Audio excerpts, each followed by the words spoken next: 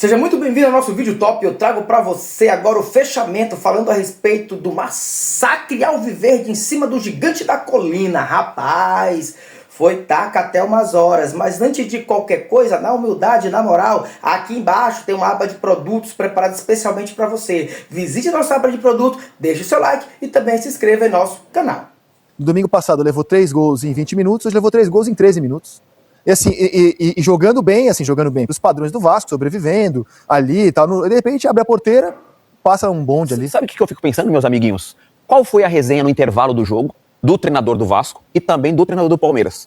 Porque você imagina na cabeça do treinador do Vasco, você vai para um vestiário com o time jogando bem, competindo, teve até as melhores oportunidades no primeiro tempo. Sim. A resenha deve ter sido, rapaziada, vamos voltar igual. Agora caprichar ali no penúltimo passe, organizar aqui uma construção melhor no jogo e tal, e vão para cima. Pô, com 1 minuto e meio, o Palmeiras, com o Flaco Lopes, vai... Não foi parecido o jogo do Vasco hoje com o do Santos? Enredos parecidos? Foi, começou muito bem. Poderia ter aberto o marcador, começar 1-0. Foi muito melhor. O Vasco, para mim, foi melhor e merecia uma melhor sorte no primeiro tempo, ou ter sido mais eficiente. O Palmeiras, no segundo tempo, veio para matar o jogo e com 1 minuto, 2 minutos de jogo foi eficiente. Com 10 minutos já tinha matado o jogo, 3-0. Então o Vasco não aproveitou o momento que ele teve. E assim aconteceu com o Santos. A verdade é que o futebol hoje mais bonito, não só do Brasil, mas do nosso continente, é o do Flamengo. O futebol mais eficiente é o do Palmeiras. Não é à toa que o Palmeiras está com 51 pontos e é o líder do campeonato. E se enfrenta. Um outro detalhe em relação a esses times, no meio de semana, o Santos se classificou, não foi na Sul-Americana? As duas, né? São Paulo na Sul-Americana, Vasco na Sul-Americana ganhando de 4 do Olímpia. E bem jogado, bem jogado. O Vasco atropelou o Olímpia no Paraguai. O Olímpia que venceu o Cerro Porteño hoje. E o Cerro Porteño que fez ótimos 2 jogos contra o Palmeiras, não foi? Não vendeu barato a classificação. Então você vê como é que o futebol é, né? Aí o Vasco vai lá e toma 4 do Palmeiras. Mas a oportunidade que eu tenho, de repente tá 3-0, a oportunidade que eu tenho de demonstrar para poder jogar o próximo jogo, para poder ajudar o próximo jogo. O cara entra e anda, caminha, sabe? Jogando contra um Palmeiras, é muito complicado. Esse lance assim, realmente, é um lance que deixa o torcedor apavorado. O torcedor fica apavorado. Gente, olha só, olha a vontade do cara. Tá perdendo de 3-0, perde a bola, volta caminhando, toma 4-0 e parece que tá tudo certo. E não tá tudo certo. Olha o gol que você mencionou. Esse é o gol, né? Ele perde a bola, olha lá voltando, olha ele voltando, olha lá. É brincadeira, cara. Não é nem jogar bem, é atitude. Isso é atitude, isso é postura de time vencedor, postura de um cara que quer vencer. Isso pra mim realmente é inadmissível, de verdade é inadmissível. E era uma bola defensável, essa bola aí? Essa bola pra mim ele poderia fazer melhor, de verdade. Acho que ele demorou a ter a reação. Ele deu um passinho a mais. Não é uma falha. Tinha muita gente na frente dele ali, né? Pra mim não é uma falha. A falha pra mim foi essa é uma bola defensável. Não, a do terceiro gol é uma falha grande. Essa aí, um golaço é falha. Né? Aliás, é defensável. Essa eu acho que era defensável também, essa do Flaco. O primeiro não, o primeiro eu falei em tom de brincadeira aqui com o Felipe, mas essa do Flaco eu acho que dava pra ele... O terceiro é uma falha grave, né? Ele é um frango, o terceiro. A reação dele demonstra, quando ele toma o gol do Maurício, ele... O Vasco na última rodada também, o Vasco tem sofrido, na verdade, com presença de área, né? O Vasco até constrói. Primeiro tempo, a gente tá falando aqui do jogo, o Vasco teve algumas boas oportunidades. O Thiago Mendes, por exemplo, quando ele faz aquela chapada na entrada da área, essas bolas tem que caprichar. Em jogo desse tamanho, com um time que é efetivo e termina a jogada, porque o Palmeiras é um time muito vertical, sempre foi assim, né? O time que termina a jogada sempre, assim. O Abel deve falar pros caras, rapaziada, termina a jogada. Não importa da forma que vai terminar, mas termina a jogada. E o Palmeiras vem fazendo isso nesses anos todos. Aí num jogo como esse, se você tem 3 oportunidades, você tem que pelo menos guardar um gol. O Thiago Mendes teve a oportunidade, que é um dos principais jogadores da equipe do Vasco. Quando ele sai, o meio de campo fica vulnerável, porque o Thiago, na fase que ele tá agora, ele faz de 10, ele faz de 8, ele faz de 5, ele cumpre todas as funções ali no meio de campo. O Jair já estava começando a ganhar ritmo de novo. Aí machuca e fica fora. Então o Vasco tem esses problemas de construção no meio de campo, mas só que quando consegue as poucas oportunidades, não consegue fazer gol.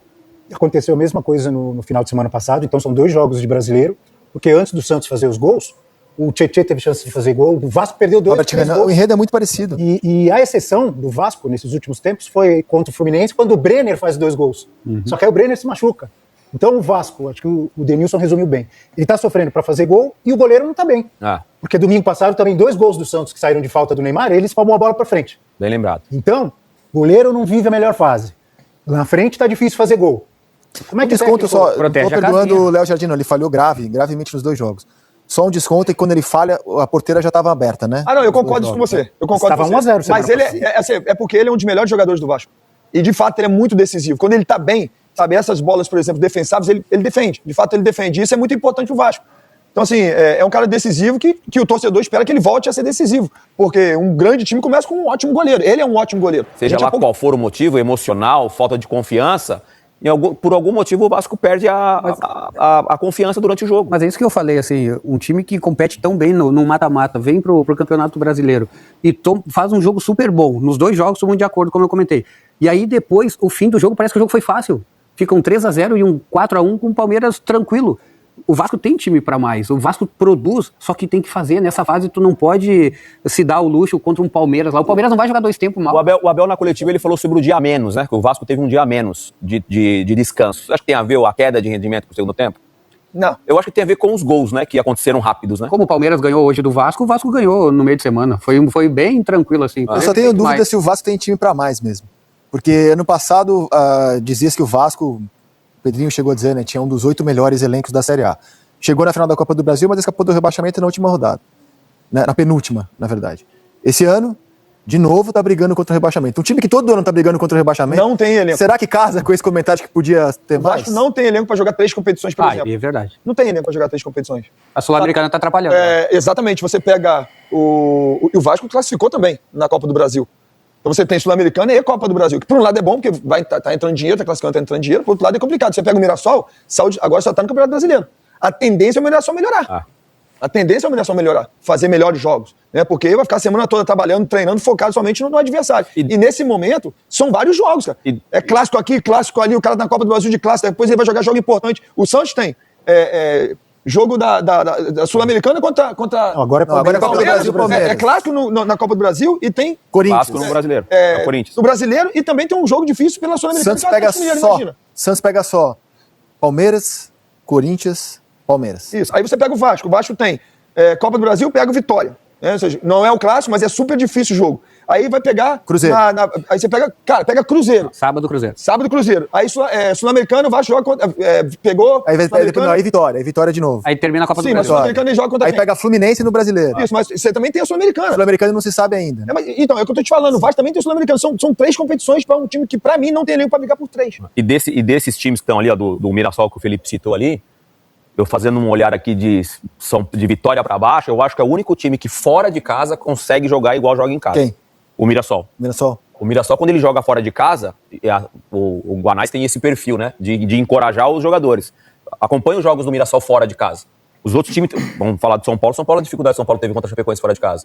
O Mirassol consegue jogar. Hoje no jogo contra a Vila, por exemplo... o São Paulo em casa também não tá bem, né, cara? Eu ia falar, São Paulo dentro... Esses aí que jogam igual também. Joga mal em casa e mal fora. Eu o acho Mirassol que consegue fora de casa jogar bem. Eu acho que, sinceramente, eu acho que é muita gente medíocre, com o desempenho medíocre. Eu acho que o Sobis resumiu bem, cara. 4 vagas... E tem um playoff pra... Cai 4 e um playoff. Pouco pro rebaixamento desse ano, diante do que os times não jogam. É pouco. Assim, pra quem não tá envolvido diretamente, vai ser emoção pra caramba, assim. Agora... pro torcedor, cara, tá ruim demais esses times jogar. É o meu segundo ano.